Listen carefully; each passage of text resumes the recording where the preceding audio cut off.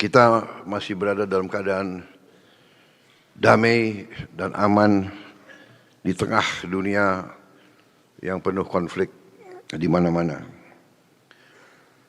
Saudara-saudara, saya terima kasih atas undangan ini menghadiri dan ikut membuka APKASI Otonomi Expo 2025. Trade, Tourism, Investment and Procurement dengan tema produk lokal mengglobal. Terima kasih atas undangan ini kehormatan bagi saya dan kesempatan bagi saya untuk tatap muka dengan saudara-saudara sekalian. Saudara-saudara sekalian, bupati, wali kota, pemimpin daerah yang dipilih oleh rakyat. Saudara-saudara adalah pemimpin yang dekat dengan rakyat. Bersama camat, bersama kepala desa, saudara-saudara adalah yang paling dekat sama rakyat. Saudara-saudara adalah seharusnya yang paling tahu denyut nadi rakyat.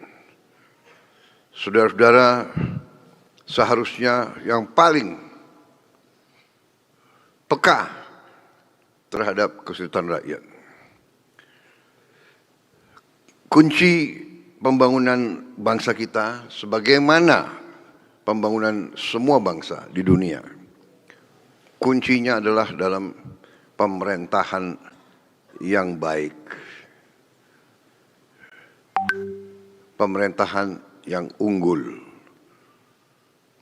Pernah ada suatu kajian kurang lebih 27 tahun yang lalu dari Universitas Harvard di Amerika Serikat. Saya pernah baca buku itu. Saya menyesal buku itu hilang. Tapi itu buku yang sangat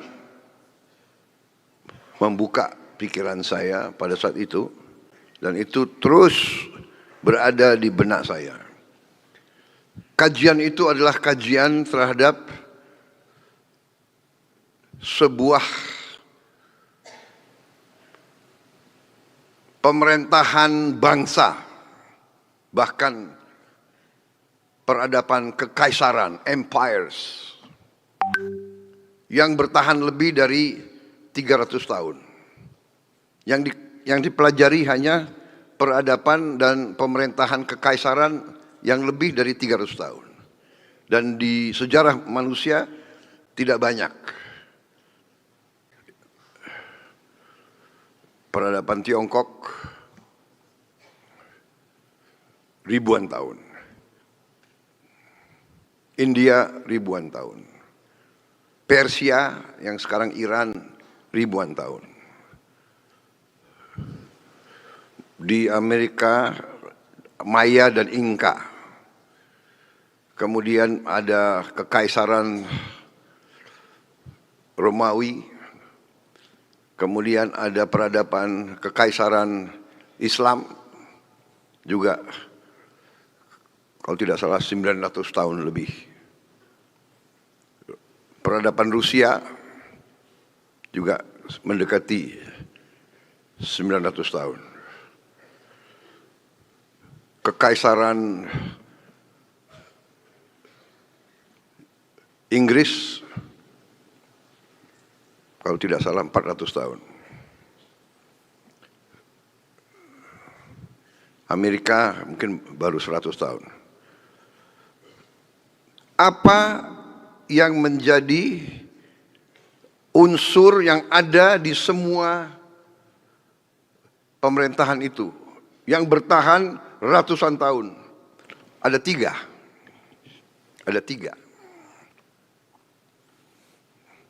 Ini hasil riset. Satu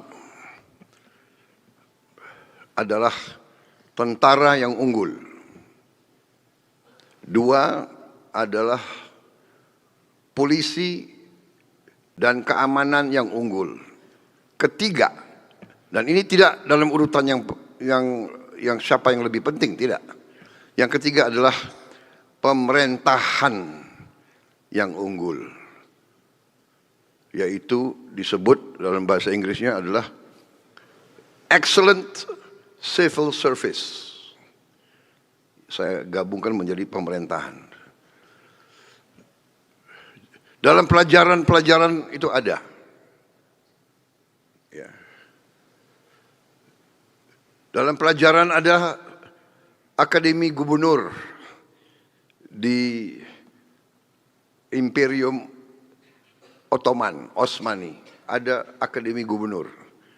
Dan di situ ada pelajarannya yang sangat sederhana. Ini untuk para bupati yang akan jadi gubernur. Ini sekian ratus tahun yang lalu. Jadi ada slide-nya enggak ya dipasang? Pelajaran dari Ottoman. Yang intinya adalah bahwa suatu negara yang berhasil sebetulnya sangat sederhana, ya. Pelajarannya itu sangat sederhana. Tidak ada negara tanpa tentara yang kuat. Tolong ya, ini pelajaran ratusan tahun. Tidak ada tentara yang kuat tanpa uang. Tidak ada uang tanpa kemakmuran. Tidak ada kemakmuran tanpa rakyat yang bahagia dan sejahtera. Tidak ada rakyat yang bahagia dan sejahtera tanpa pemerintah yang bersih dan adil.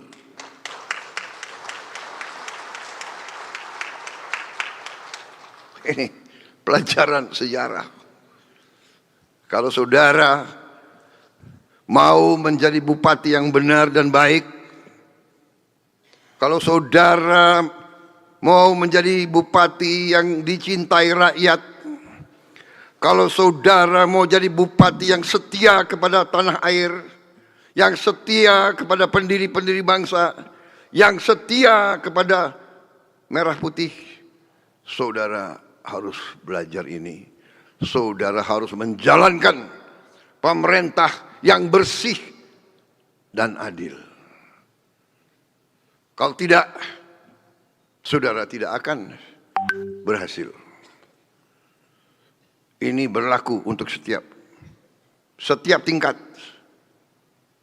Karena itu saya yang dipilih oleh rakyat, saya disumpah oleh rakyat, saya diberi mandat oleh rakyat, saya harus menjaga undang-undang dasar dan menjalankan undang-undang.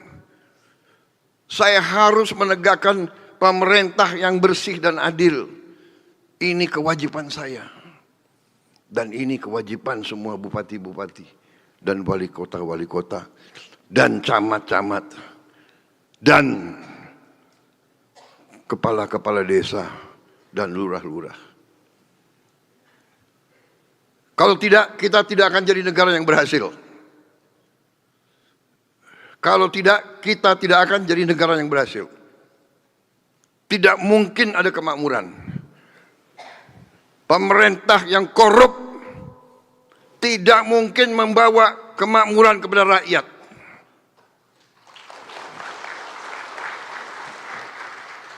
Kita sudah lama jadi orang Indonesia, ya. Entah partai mana, ya. Kita harus berani ngoreksi diri kita. Kita harus berani. Saya juga kadang-kadang ngeri juga dengan ucapan-ucapan saya.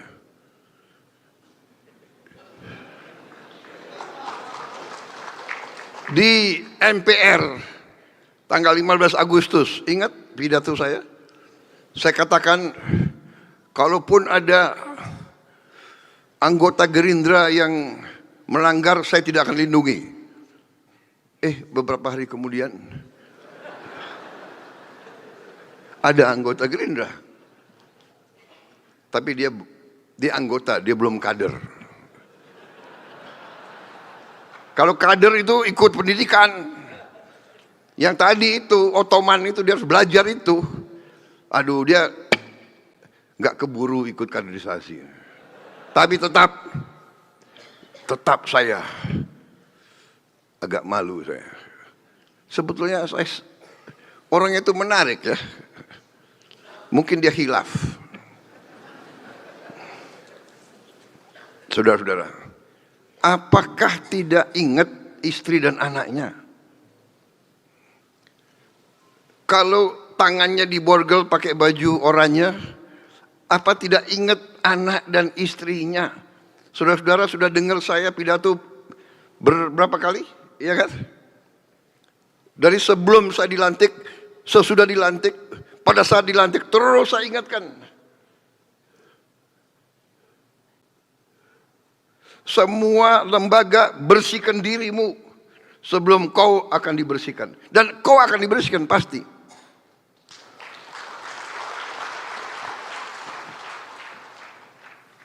Saya kasihan kadang-kadang, tapi apa boleh buat? Dapat laporan dari Jaksa Agung, dapat laporan dari penegak-penegak hukum yang lain. Pak, datanya begini Pak.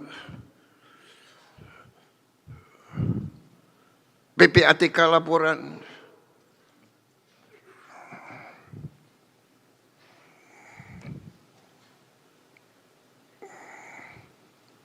Saya ingatkan. Tapi kadang-kadang ya khilaf manusia itu. Mungkin. Atau mengira pemerintah Republik Indonesia itu bodoh. Atau mengira bahwa pemerintah Republik Indonesia yang saya pimpin lemah. Atau mengira pemerintah Republik Indonesia yang sekarang saya pimpin bisa disogok.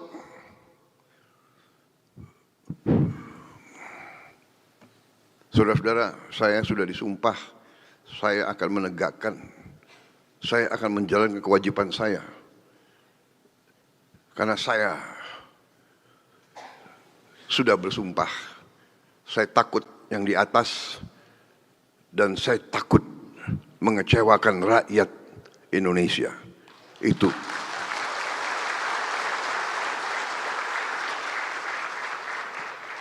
Saudara-saudara, bagaimanapun dengan berpegang teguh kepada Undang-Undang Dasar kita, di mana saya berpegang teguh kepada rancang bangun yang dibuat oleh pendiri-pendiri bangsa, saya percaya Undang-Undang Dasar 1945 adalah undang-undang yang operasional,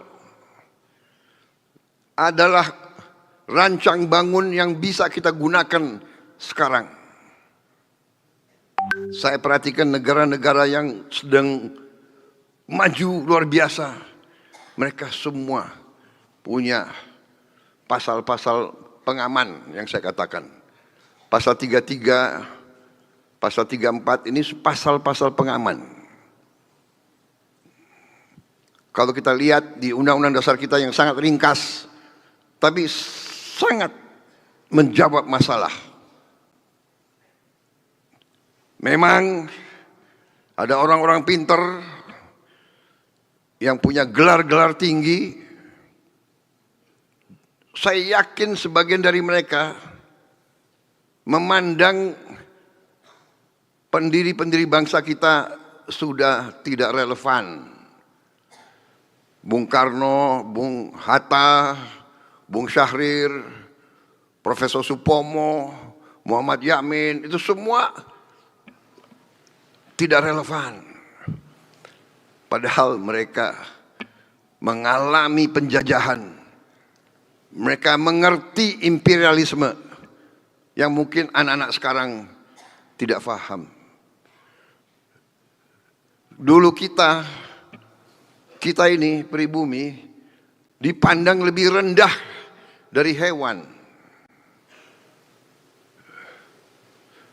Ini nyata. Mereka punya papan-papan, punya prasasti di mana-mana. Verboden for Honden and Inlander. Jadi Honden dulu. Ya, saudara-saudara.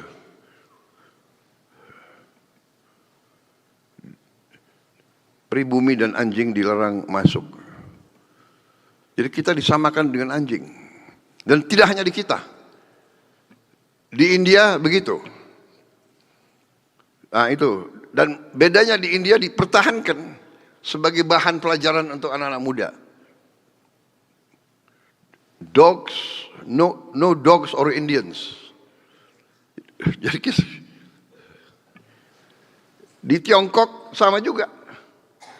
Dogs and Indians are not allowed. Di Shanghai juga begitu. No dogs or Chinese. Kita dianggap lebih rendah. Saudara-saudara, mereka mengalami imperialisme, mereka mengalami penjajahan. Karena itu mereka menyusun. Saya, maaf Mas Arya Bima, saya ini bukan anggota PDIP. Tapi saya pernah baca tulisan-tulisan Bung Karno. Tidak kalah sama orang PDIP. Jangan-jangan orang PDIP nggak pernah baca.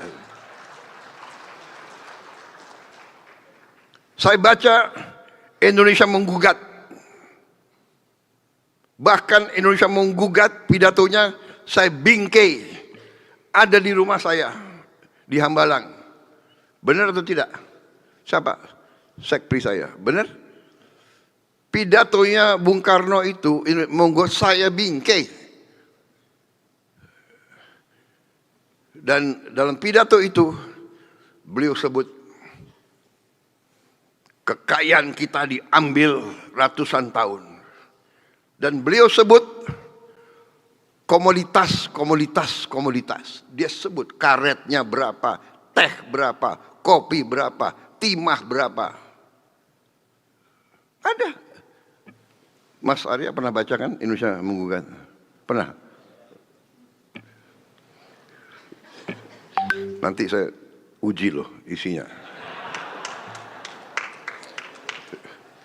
Jadi saudara-saudara, ya, ini masalahnya adalah bahwa kita ini sering tidak nganggap pendahulu. Jadi saya merasa bahwa pasal-pasal penting di Undang-Undang Dasar kita abaikan. Ini yang membuat kita sulit sekarang. Tapi tidak ada masalah. Pemimpin justru tidak takut dengan kesulitan. Pemimpin menghadapi kesulitan dan pemimpin akan mengatasi kesulitan itu. Saya terkesan ketua kalian, ketua Apkasi, saudara Bursa, melaporkan dalam kabupaten beliau, tahun ini beliau sudah menghemat 462 miliar rupiah untuk kabupaten. Luar biasa ini. Efisiensi. Dikurangilah perjalanan dinas, kurangilah rapat-rapat, kurangilah seminar-seminar, kurangilah kunjungan-kunjungan kerja, ya. Untuk apa lagi kunjungan kerja? Yang penting kerja, bukan kunjungan-kunjungan kerjanya itu. Iya kan? Saudara-saudara, saya sudah lama jadi orang Indonesia. Hati-hati loh, rakyat kita ini sekarang pinter semua. Rakyat kita punya gadget semua. Yang disebut tadi Menteri Dalam Negeri. Anda paling dekat sama rakyat, Anda harus peka sama rakyat. Sosialisasi. Dengarkan rakyat. Sekarang ada istilah apa? Istilah keren sekarang. Istilah bahasa Inggris apa? FGD. FGD. apa itu forum, fokus group discussion, forum atau fokus, fokus group discussion. Itu asli hotel mahal lagi, saudara-saudara. Terima kasih. Ini contoh, pantas kalian pilih jadi ketua APKASI.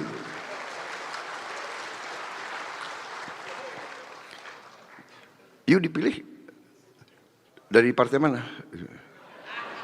Enggak itu. Delete ada wartawan. Delete. Saya presiden semua partai sekarang, saudara-saudara.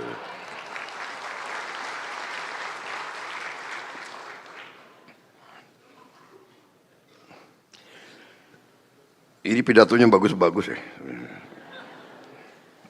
Saya ringkas saja ya. Saudara-saudara, belum 1 tahun saya memerintah, tapi saya terima kasih kepada tim saya, menteri-menteri yang kerja keras.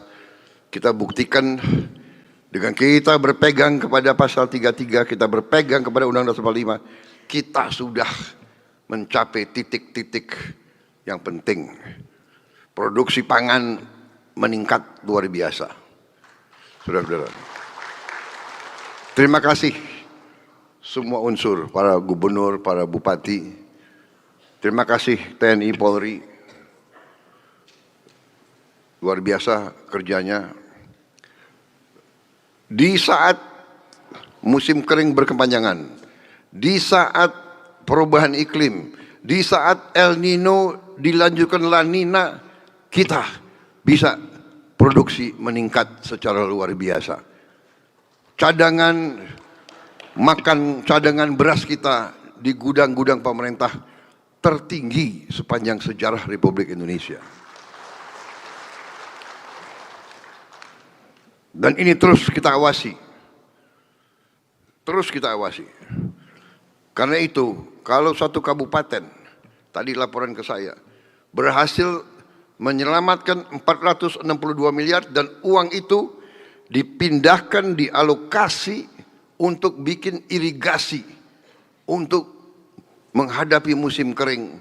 Beliau bikin irigasi yang akan mengairi 8.000 hektar.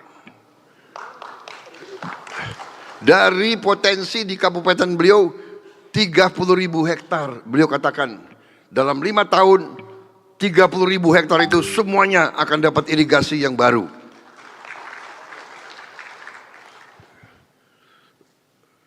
Boleh juga bupati ini ya. Jadi saudara-saudara, saya percaya bupati-bupati lain seperti itu juga. Jadi efisiensi jangan diartikan potong transfer daerah. Transfer daerah ada yang langsung dan ada yang tidak langsung. Tapi semuanya untuk daerah. MBG adanya di desa-desa. MBG ada di kecamatan-kecamatan. MBG ada di kabupaten-kabupaten. Dan yang kita turunkan ke daerah-daerah itu 1 tahun ini adalah 171 triliun yang akan masuk ke desa-desa. Tahun depan kita anggarkan 330 triliun. Ya, Menteri Keuangan. 335 triliun. 330 triliun itu masuk ke semua desa. Hari ini saya dapat laporan dari Kepala BGN. Sudah 24 juta. 23 juta. 23 juta penerima manfaat. Termasuk ibu-ibu yang sedang hamil. Saudara-saudara. Sudah 6.600 dapur. 6.610 dapur yang sudah beroperasi. Tiap dapur yang kerja 50 orang. Di tiap desa itu. Jadi saudara-saudara, kita maju terus. Kita maju terus secara real. Secara real. Setiap hari terus meningkat. Sampai di ujungnya Desember 82,9 juta penerima manfaat anak-anak, semua anak Indonesia, termasuk ibu-ibu yang sedang hamil. Saya kira ini salah satu program yang sekarang ini dilirik oleh seluruh dunia.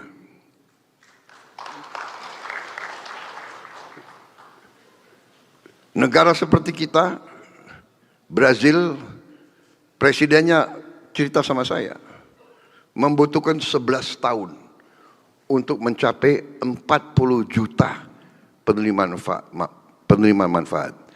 11 tahun untuk mencapai 40 juta. Ini ceritanya mantan presiden Brazil kepada saya.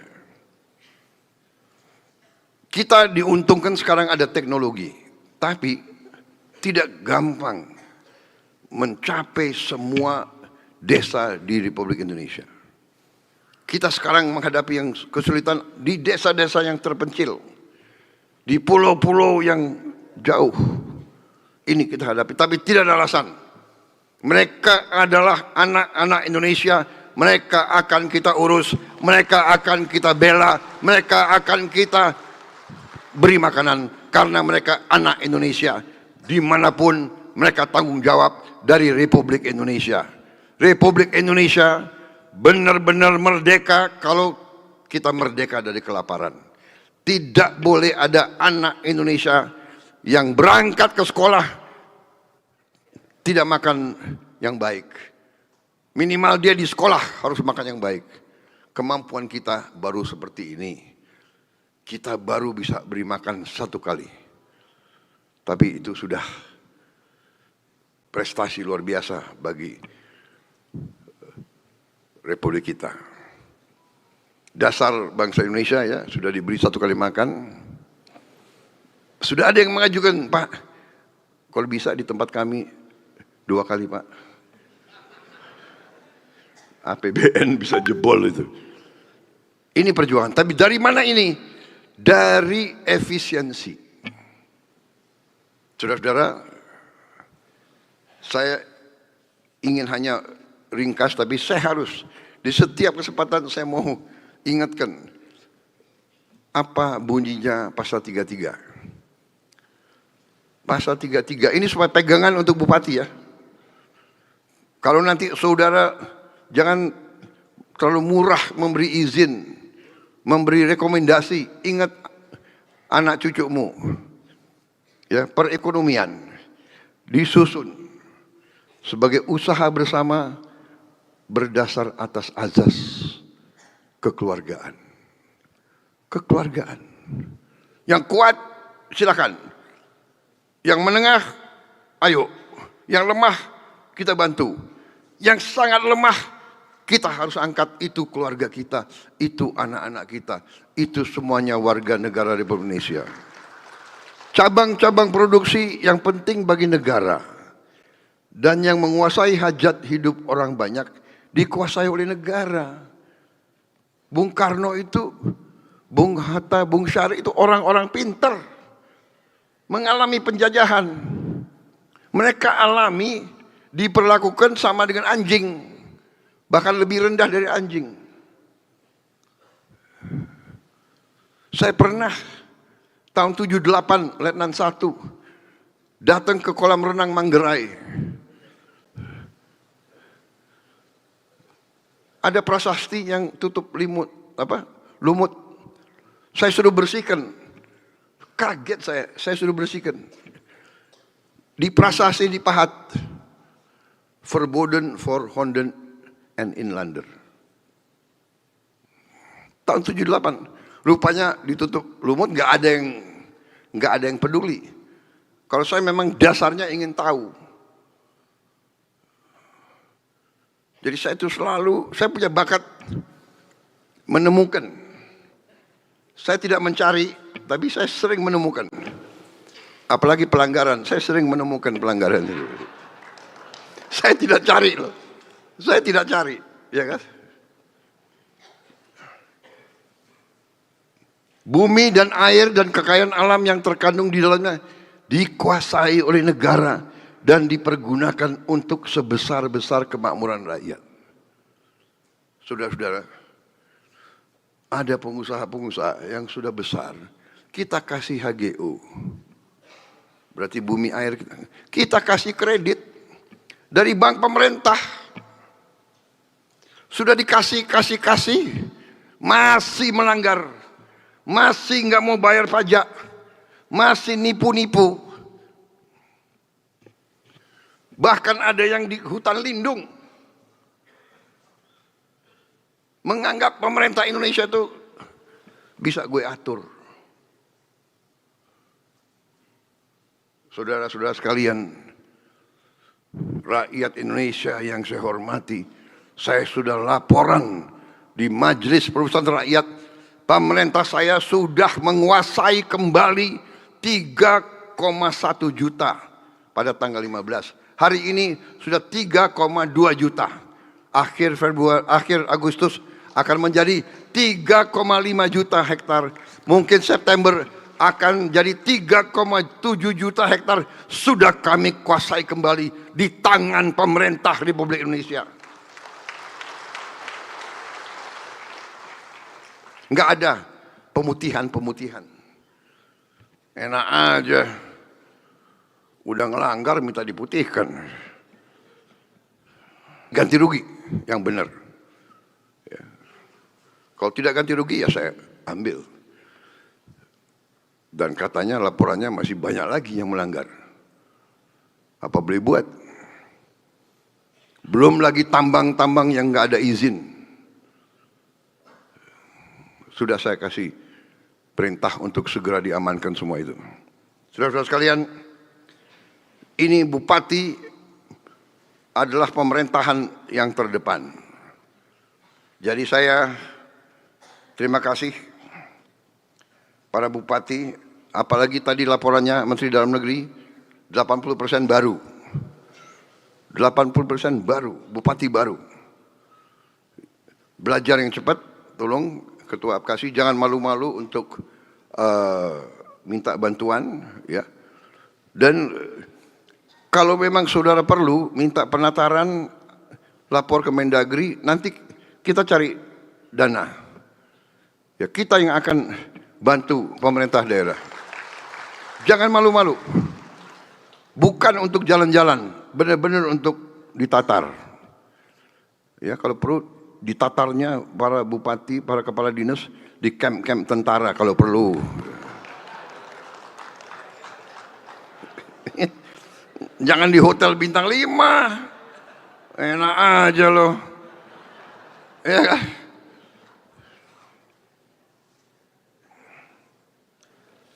Saudara-saudara, oh ya itu ya. Ayat 4. Perekonomian nasional diselenggarakan berdasar atas demokrasi ekonomi. Dengan prinsip kebersamaan. Berarti gotong royong. Berarti koperasi kita besarkan. Efisiensi berkeadilan. Efisiensi perintah. Undang-undang dasar bukan maunya Prabowo. Jangan kau, ya kan, menteri-menteri bukan hobi aku motong-motong anggaran kalian, tidak. Yang tidak terlalu perlu, nanti kita kembalikan. Tapi saya minta kesabaran. Ada beberapa menteri yang agak di depan, agak beberapa menteri yang nunggu. Ini kayak permainan sepak bola, ya kan? Ada cadangan, pemain cadangan nunggu dulu. Sekarang kita mainkan ini, 5-6 menteri, 7 menteri, tapi yang ini cadangan. Ya sekarang tugasmu adalah holding, jaga. Jangan, oh kok dia terus. Ya. Pangan mendesak, harus kita amankan, ya kan? Supaya kita tidak dibully, kita tidak didikte oleh bangsa lain, ya kan? Saudara-saudara sekalian, sama para bupati. Saya minta para bupati sabar, jangan, loh kita kok transfer daerah dikurangi, tidak dikurangi. Ada yang langsung, ada yang tidak langsung. Nanti pada saatnya kita akan kucurkan besar-besaran. Percaya sama saya, saudara-saudara. Saudara-saudara, saya ini bukan sok optimis. Saya enggak, saya apa adanya. Saya sudah pelajari bukti-buktinya. Saya sudah lihat. Kekayaan kita luar biasa. Masalahnya adalah manajemen, pengelolaan. Manajemen yang bersih. Saudara-saudara, saya sudah buktikan. Aset yang ada di pemerintah, aset BUMN, saya kumpulkan di Danantara, nilainya 1.000 triliun lebih. 1.000 miliar dolar. 1.000 miliar dolar. Sovereign fund kita sekarang mungkin kelima ya. Kelima di dunia. Kelima di dunia. Norway, China itu sebetulnya punya 3. Abu Dhabi, baru kita. Tidak main-main. Selama ini tercecer nggak jelas. Dan banyak yang tidak baik manajemennya. Banyak yang tidak baik. Sekarang saya ingin beresin semua itu. Saudara tahu kemarin saya hilangkan apa itu? Tantiem.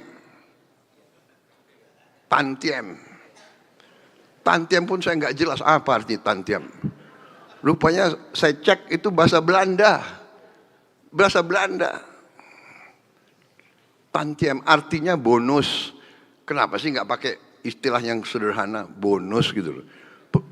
Yang repot perusahaan rugi dikasih bonus komisarisnya.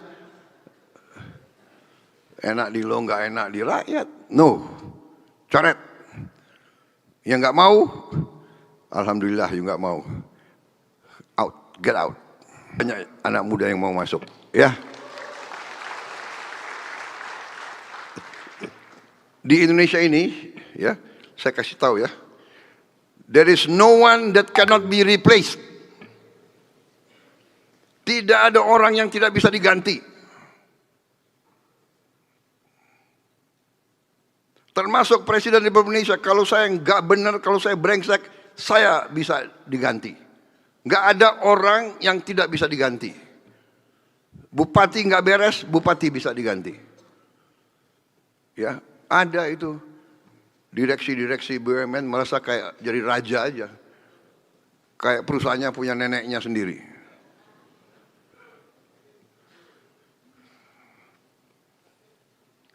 Jaksa Agung ada nggak? Jaksa Agung. Jaksa Agung banyak pekerjaan dia sekarang. Baik, saudara-saudara. Efisiensi berkeadilan. Terima kasih. Kebetulan hari ini konsumsi kita, konsumsi protein per orang kita masih rendah.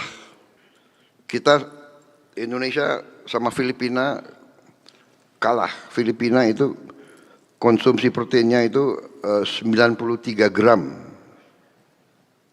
per orang per kapita. Kita masih 62. Malaysia 159. Ini artinya protein ya. Telur, daging, ayam, daging sapi, pokoknya daging-daging dan ikan. Ini harus kita kejar. Dan inilah antara lain MBG. Ya kan? Antara lain MBG yang mau kita pacu.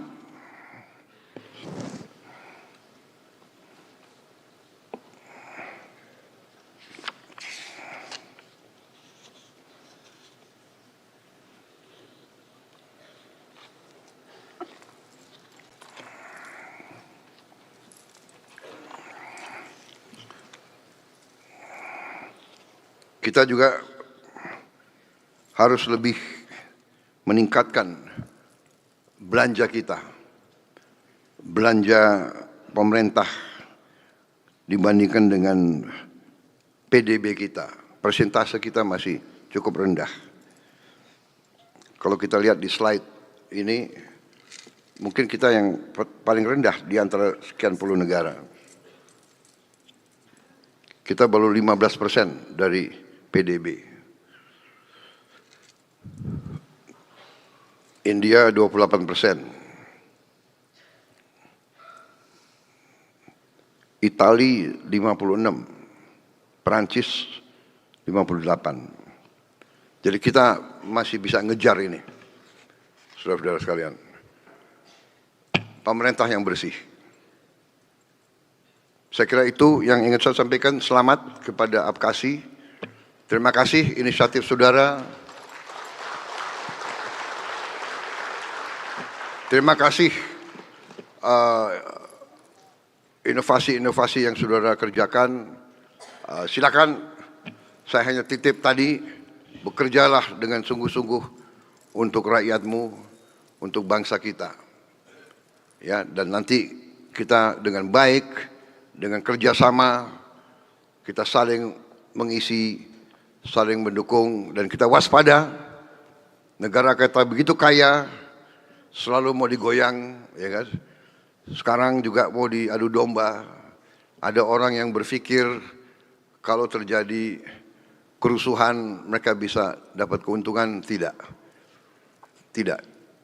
Yang dapat kerugian rakyat, yang dapat keuntungan mereka-mereka yang tidak ingin Indonesia kuat.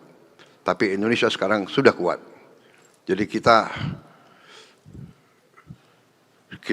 akan menuju kebangkitan bangsa Indonesia. Wassalamualaikum warahmatullahi wabarakatuh. Salam sejahtera bagi kita sekalian. Om Santi Santi Santi Om. Salam Salve. Terima kasih. Selamat Dirgahayu APKASI. Selamat bekerja, berjuang untuk rakyatmu. Bela rakyatmu, mengabdi kepada rakyatmu. Rebut yang terbaik untuk rakyatmu. Saudara akan berhasil sebagai pemimpin. Terima kasih, selesai. Dan dengan demikian, dengan mengucap Bismillahirrahmanirrahim, pada pagi hari ini, Kamis tanggal 28 Agustus tahun 2025, saya Prabowo Subianto, Presiden Republik Indonesia. Dengan ini secara resmi, saya buka APKASI Otonomi Expo tahun 2025.